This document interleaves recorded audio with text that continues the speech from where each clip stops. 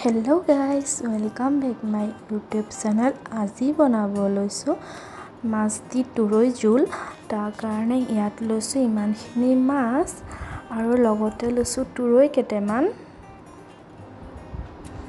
আৰু লগতে লৈছো পিয়াজ 3টা আৰু বিলাহী 2টা, নহৰু কেফুটমান, আদা এডখ আৰু জলকীয়া 4টা। এইখিনি ভালদৰে ধুই ললো। ধুই লৈ বিলাহী কেটা আৰু জলকীয়া 4টা ফালি ললো আৰু বিলাহী কেটা মিহিন মিহিনকে কুটি ললো।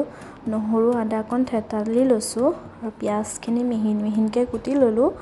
বৰ বেছি মিহিন কৰা নাই, অলপ অলপ মিহিনকে কুটি ললো।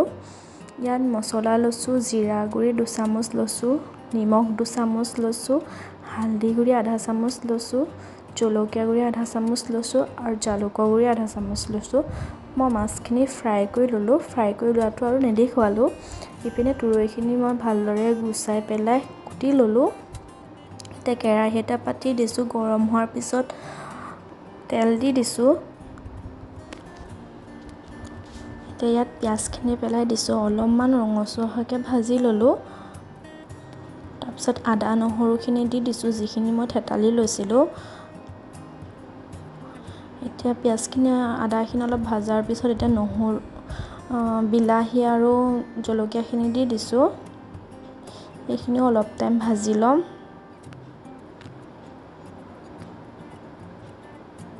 দেখিব পাইছে বিলাহীখিনি ধুনীয়াকৈ অলপ ভাঙি গৈছে। এতিয়া ৰেডি কৰি থোৱা মছলাখিনি ইয়াত দি দিলো।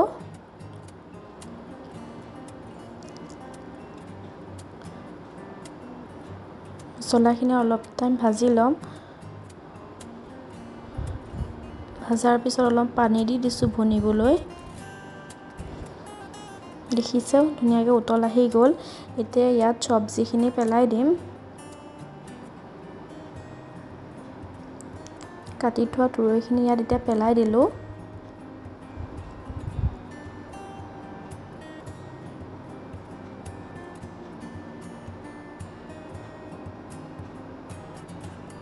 দেখিব পাইছে মই ইয়াত একো পানী চানি দিয়া নাই, ধুনীয়াকৈ ঢাকনা মাৰি থৈ দিলো। ভাপতে অলপমান পানী ওলাইছে, যিহেতু তুৰৈ পানী ওলায়।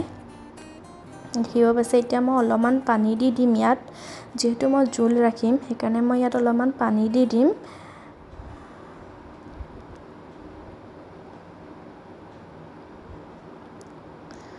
দেখিব পাইছে ভালদৰে উতলি গ'ল আৰু আমাৰ তুৰৈখিনিও সিজি গ'ল। সেইকাৰণে মই মাছখিনি ইয়াত পেলাই দিলো।